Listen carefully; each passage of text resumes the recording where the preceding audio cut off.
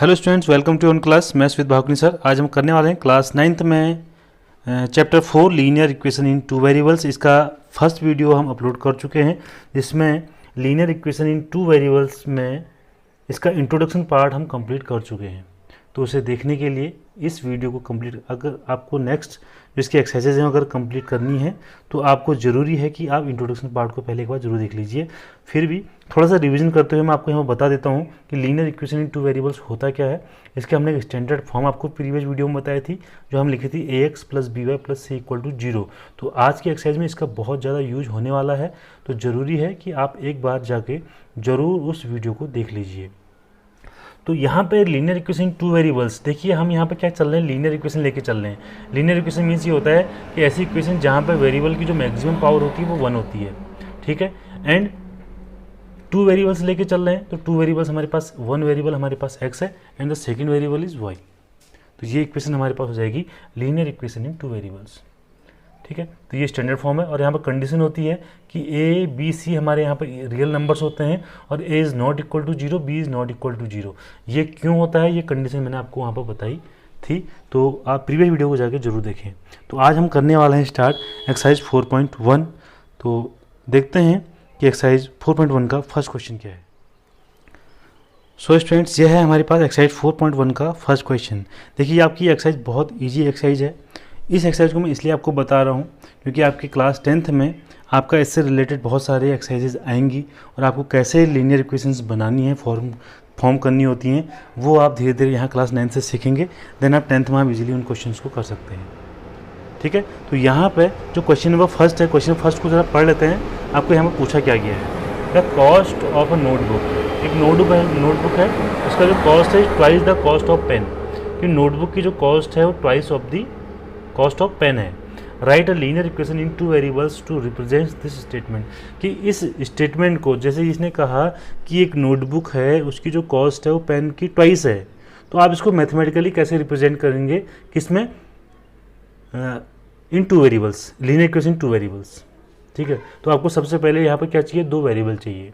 तो उस वेरिएबल को लेने के लिए बच्चों हम क्या करेंगे, हम सबसे पहले यहाँ पर ले लेंगे। देखिए दो चीज़ें हमारे पास हैं, हमारे पास है कॉस्ट ऑफ नोटबुक और हमारे पास है कॉस्ट ऑफ पेन, ठीक है। तो यहाँ से हमारे पास दो वेरिएबल लेके आएंगे हम पहले ले लेंगे let the cost of notebook be x। हम ले लेते हैं कि जो let cost of notebook be x ले लेते हैं, एक वेरिएबल हमारे पास मिल गया। सेकेंड हम let cost of pen be y। तो एक वेरिएबल हमारे पास x मिल गया, एक वेरिएबल हमारे पास y मिल गया। अब हम देखें, अगर अकॉर्डिंग टू क्वेश्चन अगर हम चलें, अगर हम लिखें अकॉर्डिंग टू क्वेश्चन। अब क्वेश्चन में क्या कहा है, देखिए cost of notebook equal to twice the cost of pen. ये चीज़ हमसे कहा गया। देखिए ध्यान से इस क्वेश्चन को पढ़िए, the cost of notebook is equal to twice the cost of pen. अब हमने देखो कॉस्ट ऑफ नोटबुक क्या ली है, x ली है, twice means multiply by 2 and cost of pen कितनी है, y। तो ये देखिए हमारे पास क्या आ चुका है, this implies x equal to 2y। अगर अब आप इसको स्टैंडर्ड फॉर्म में लेके आते हैं तो सीधा हमारे पास बन जाएगा x, ये आ जाएगा -2y and this equal to 0। तो ये इक्वेशन है हमारे पास, जो रिक्वायर्ड हमारे पास आंसर आ गया है। यही हमसे क्वेश्चन में पूछना चाह रहा था कि इक्वेशन आप बनाइए लीनियर इक्वेशन। इसको मैथमेटिकली हम कैसे कहेंगे कि एक बुक है, एक नोटबुक है, उसका जो कॉस्ट ऑफ पेन का ट्वाइस है, इसको हम किस तरीके से लीनियर इक्वेशन टू वेरिएबल्स में लिख सकते हैं। तो आप देख सकते हैं कि लीनियर इक्वेशन टू वेरिएबल्स हमारे पास बन चुकी है। तो आई होप आपको समझ में आया होगा। इसी तरीके से आगे जब हमारे पास ऐसे इक्वेशन फॉर्मेशन के लिए आएंगी तो आप इजीली उसे बना लेंगे। तो आप देखते हैं आपके एक्सरसाइज 4.1 का क्वेश्चन नंबर 2। सो स्टूडेंट्स, ये है क्वेश्चन नंबर 2 आपके सामने। इस क्वेश्चन नंबर 2 में क्या करना है, देखिए इसका जो स्टेटमेंट है मैंने लिखा नहीं है, आप अपनी बुक से देख लीजिएगा। आपका स्टेटमेंट है express the following linear equations in the form ax + by + c = 0 and indicate the values of a, b and c each case. आपको क्या करना है इस क्वेश्चन में, सिंपल तरीके से आपसे कहा गया है कि आपको इन इक्वेशंस को ax plus B Y plus C, जो आपका स्टैंडर्ड फॉर्म है लीनियर इक्वेशन टू वेरिएबल्स में, आपको इसे कन्वर्ट करना है। देन आपको value of A B C calculate करना है। ये काम आपको इन क्वेश्चंस में करना है। 8 पार्ट्स इस क्वेश्चन के हैं, तो पहले 4 पार्ट्स को स्टार्ट करते हैं, देन इसके नेक्स्ट पार्ट हम अभी आगे करेंगे। ठीक है, तो देखिए किस तरीके से इसे कर सकते हैं। तो सबसे पहले अगर आपसे मैं कहूँ कि स्टैंडर्ड इक्वेशन मैंने आपको क्या बताई थी, तो वो थी हमारे पास ax plus B Y plus c equal to 0। ठीक है, इसमें a और b तो ऐसे थे जो वेरिएबल के साथ होते हैं, एंड ये हमारे पास एक कांस्टेंट वैल्यू होती है। अब किस तरीके से इसे चेंज किया जा सकता है, आपने इस बात में बस इस क्वेश्चन में ये याद रखना है कि इक्वल के बाद हमारे पास 0 है, तो इक्वल के बाद 0 लेके आइए आप। तो जब इक्वल के बाद 0 लेके आएंगे तो आपको इसे इधर लेके आना होगा। तो जब आप इसे लेके आएंगे इधर, तो आपके पास इक्वेशन क्या बन जाएगी, ये बन जाएगी 2x प्लस 3y, और ये इधर आ जाएगा माइनस हो जाएगा, minus 9.35 this equal to 0। Okay, अब आप इजीली यहाँ पर कैलकुलेट कर सकते हैं। अब देखिए कंपेयर करके देख लीजिए आप, यहाँ पे x का हमारे पास जो कोफिशिएंट है a है, कोफिशिएंट ऑफ x हमारे पास जो इक्वेशन होती है वो a होता है। तो यहाँ पर जो x की वैल्यू हो जाएगी, जो कोफिशिएंट होगा x का, वही वैल्यू क्या होगी, a की वैल्यू हो जाएगी। तो a x का कोफिशिएंट यहाँ पर क्या है 2, तो हमारे पास सीधी सी a की वैल्यू क्या हो जाएगी 2।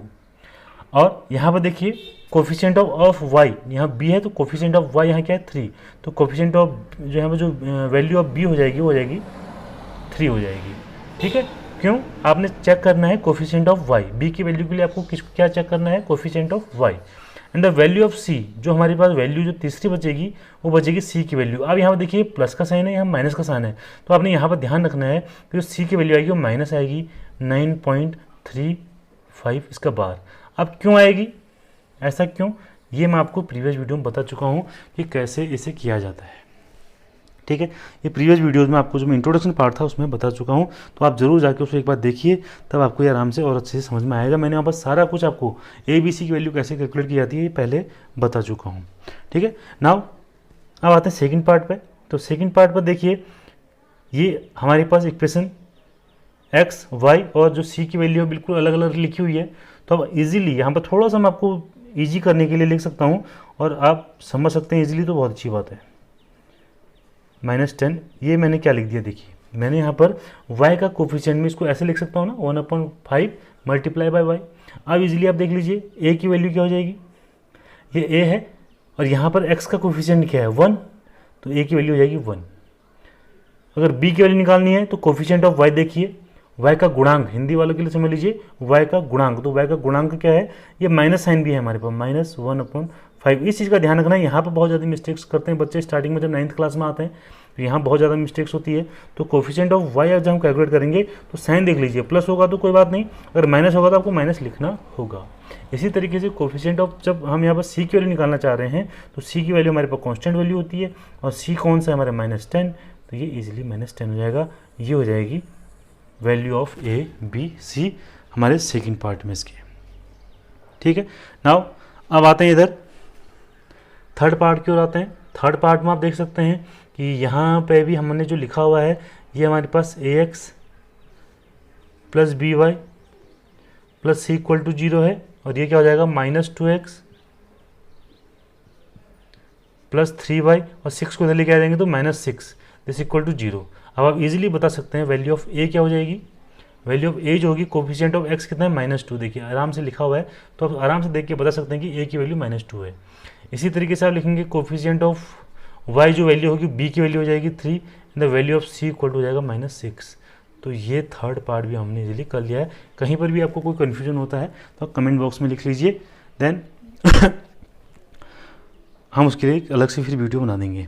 ठीक है, अब यहाँ फोर्थ पार्ट में आते हैं। अब फोर्थ पार्ट देखिए, इसको देख के घबराना नहीं है, बहुत ईजी क्वेश्चन है। अब देखिए यहाँ पे इक्वल के इधर आपने क्या लेके आना है, 0 लेके आना है, तो आपको y को इधर लेके आना पड़ेगा, तो हो जाएगा x माइनस ये इधर आएगा तो -3y and this equal to 0। Okay, अब अगर मैं यहाँ पर लिखूँ x minus 3y plus 0 equal to 0 लिख दूँ, तो मुझे इसको स्टैंडर्ड फॉर्म में लिखना है ax plus B Y plus C. आप कहेंगे इसमें सी वाला तो पार्ट है ही नहीं, सी वाला पार्ट है बट 0 की फॉर्म में है, तो इसलिए 0 को लिखा नहीं है ना। तो यहाँ पर a की वैल्यू क्या हो जाएगी, a coefficient of x is 1, इसका कोफिशिएंट कौन सा है 1। फिर कोफिशिएंट ऑफ y जो होगी वैल्यू ऑफ b हो जाएगी 3 and the value of c equal to क्या हो जाएगी 0 हो जाएगी। तो ये हमारे पास फोर्थ पार्ट हमने कंप्लीट कर लिया है। ओके, आई होप आपको यहाँ तक समझ में आ गया होगा। अब देखते हैं इसके आगे इसके जो नेक्स्ट फोर्थ पार्ट है। सो स्टूडेंट्स, अब हम आ चुके हैं क्वेश्चन नंबर 2 के जो हमारे पास रिमेनिंग पार्ट्स बचे हुए हैं 5, 6, 7, 8। तो देखते हैं यहाँ पर किस तरीके से, यहाँ पर भी आपको वही इसको स्टैंडर्ड जो इक्वेशन है हमारे पास लीनियर इक्वेशन टू वेरिएबल्स उससे कंपेयर करना है और आपको ए बी सी की वैल्यू कैलकुलेट करनी है। तो किस तरीके से कर सकते हैं, देखिए यहाँ पे इक्वल के इधर 0 लेके आइए तो हो जाएगा 2x, ये इधर आएगा तो हो जाएगा plus 5y than equal to 0। अब आप ये चीज़ समझ चुके होंगे कि यहाँ पर c वाला टर्म नहीं है तो उसको हम यहाँ पर 0 लिखने से अच्छा है कि हम उसको ना लिखें, तो आप उसे समझ जाएंगे। तो a की वैल्यू हमारे पास हो जाएगी 2 ax plus B Y plus c and b की वैल्यू हमारे पास हो जाएगी 5 and the value of c equal to 0। ठीक है, क्योंकि c वाला टर्म यहाँ पर है ही नहीं तो उसकी वैल्यू कितनी हो जाएगी 0 हो जाएगी। Okay, now this part. अब यहाँ पर थोड़ा ध्यान से समझिए कि ये है 3x प्लस y वाला पार्ट यहाँ पर नहीं है तो मैं 0 इंटू वाई लिख देता हूँ, है ना, एंड प्लस 2 इक्वल टू 0। तो थोड़ा सा आप लिखने का तरीका सीखिए, देन आपको क्या हो जाएगा, बहुत ईजी तरीके से आपको ये मैथ्स के सारे क्वेश्चन जो है आपके होने शुरू हो जाएंगे। क्योंकि आपको इससे नेक्स्ट जो आपके पास सॉल्यूशन जब इसके बारे में आप पढ़ेंगे तो यहाँ पर इन चीज़ों की आपको बहुत ज़्यादा ज़रूरत पड़ने वाली है। तो बेसिक क्लियर करते हुए चलिए ताकि आगे आने वाले क्वेश्चंस में आपको प्रॉब्लम ना हो। आपके 10th में भी बहुत ज़्यादा पोर्शन इसका होने वाला है जो मोस्ट इंपॉर्टेंट आपके एग्जाम में होता है। तो ध्यान से समझ लीजिए, यहीं से बेसिक आपको क्लियर हो जाएगा। तो ये इस तरीके से मैंने लिख लिया, क्योंकि y वाला टर्म नहीं है तो y का कोफिशिएंट क्या लिख देंगे, y लिख 0 लिख देंगे, क्योंकि 0 से y को मल्टीप्लाई करेंगे तो 0 वैल्यू हमारे पास आएगी। तो ये हमारे पास जो a की वैल्यू आ गई है वो 3 आ गई है, हमारे पास b की वैल्यू कितनी आ गई है 0 एंड c की वैल्यू कितनी आ गई है 2। तो हमने ईजिली ये कर लिया कंप्लीट। ओके, नाउ अब आ जाइए। अब यहाँ पर देखिए क्वेश्चन में यहाँ y माइनस 2 है, यहाँ पर एक ही वेरिएबल हमारे पास, दूसरा वेरिएबल है ही नहीं, x हमारे पास है ही नहीं। तो हम कैसे क्या करेंगे, 0 into x plus y minus 2 equal to 0। आपको ऐसा लिखना होगा ऐसे, क्योंकि आपके क्वेश्चन में दिया हुआ है पहले ही कि आपको इसको ax plus B Y plus C के फॉर्म में लिखना है। तो अगर नहीं है कोफिशिएंट तो आपको यहाँ पर 0 लेके उसको लिखना होगा, तभी आपका क्वेश्चन सही होगा। ठीक है, and value of a equal to 0, b equal to y का कोफिशिएंट कितना है 1 एंड the value of c equal टू माइनस 2। ये हमारे पास आ गया आंसर। ओके, अब यहाँ पर देखिए थोड़ा सा, यहाँ पर इस क्वेश्चन को कैसे कर सकते हैं। तो 2x हमारे पास है, इससे उधर लेके चलते हैं, यहाँ पर 0 कर लेते हैं। चलिए, तो ये अगर 2x माइनस 5, अब मैं इसे ऐसा भी लिख सकता हूँ कि 2x माइनस 5 इक्वल टू 0। चाहे 0 आप राइट साइड पे लिखिए चाहे लेफ्ट साइड पे लिखिए, बात एक ही है। अब यहाँ पर आपको क्या दिख रहा है, y वाला टर्म नहीं है, तो y वाला टर्म अगर नहीं है तो आपको मैंने बताया है उसके लिए आपको सीधा ये करना है, 0 वहाँ पे लिख देना है, दिस इक्वल टू 0। एंड आप इजीली देखो a की वैल्यू 2, b की वैल्यू 0 एंड c की वैल्यू माइनस 5। कोई भी प्रॉब्लम नहीं आएगी अगर आपको बेसिक क्लियर है। ठीक है, तो आई होप आपको ये आज की वीडियो अच्छी लगी होगी। इसमें हमने एक्सरसाइज 4.1 को कंप्लीट कर लिया है, बहुत छोटी सी एक्सरसाइज थी। तो इसकी नेक्स्ट हम बात करेंगे, जो नेक्स्ट वीडियो में आएगा solution of a linear equations, जो मोस्ट इंपॉर्टेंट होने वाला है। तो इजी तरीके से उसको पढ़ने के लिए हमारे चैनल के साथ बने रहिए। चैनल को लाइक कीजिए, शेयर कीजिए, सब्सक्राइब कीजिए, बेल आइकन को भी प्रेस कर लीजिए ताकि हर नई वीडियो का नोटिफिकेशन आप तक सबसे पहले पहुँच सके। Thanks for watching.